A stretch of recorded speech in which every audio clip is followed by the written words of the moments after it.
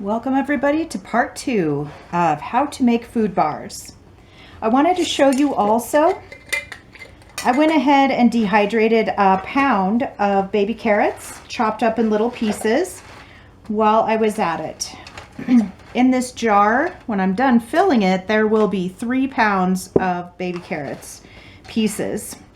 So these are really convenient to rehydrate in soups, and they store really well too. So it's good to keep some of these things on hand. My bars look really good.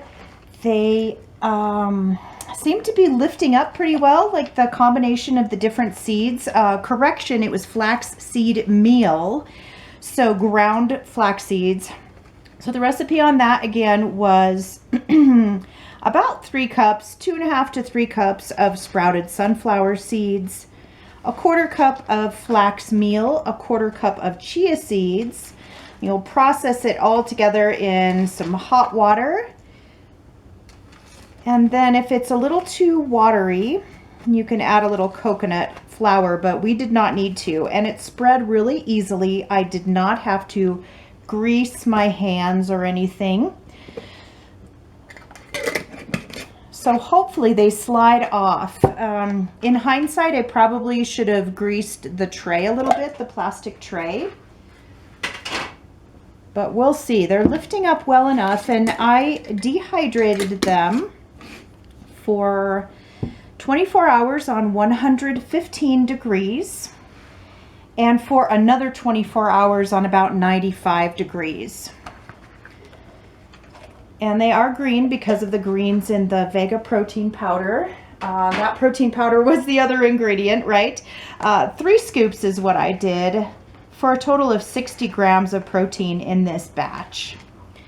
It's really handy to have one of these type of pancake flippers. Helps it to scrape off. So what I have is a cutting board down below it, one of those flexible cutting boards. I'm trying to keep it into sort of bar shapes to show you what you can do. Inevitably, I do get some that will crumble up, and they still taste great though. You often have to soak these sheets after you slide it off. So here we go. We have our sheet of bars and various types of containers, some glass containers for long-term storage. You will want to refrigerate these because they are still live. We kept everything under 115 degrees, so that a lot of the enzymes are in there. I am using some plastic for very short-term storage. I'm going on a trip, so I want to have something that's not breakable.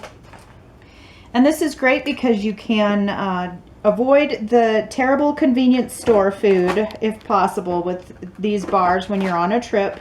These are real food, really good protein, good healthy fat.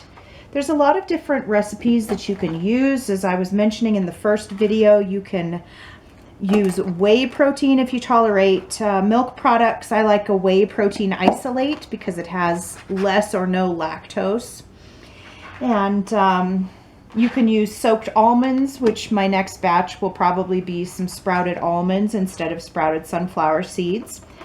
The berry flavor in the protein will give it a nice flavor. So let's go ahead and try a little piece.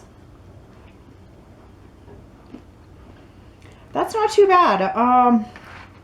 It tastes like Lucky Charms a little bit, or Captain Crunch. So that's kind of interesting. Children might even go for that taste. Awesome. So we'll put some away here in the plastic for my trip,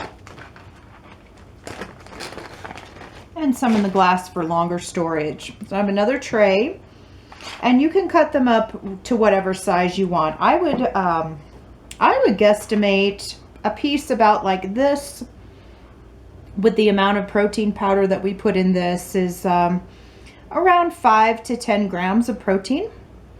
There's a lot of fiber, good fat. This is good for all types of people, certainly gluten-free, grain-free, and great to carry around for sports or just having a little something on hand for when that glucose drops, which happens to me quite a bit. So anyway, these are some of the bars. lots of different recipes that I can post here if you want to come back and visit. Have a great night. Thanks for watching.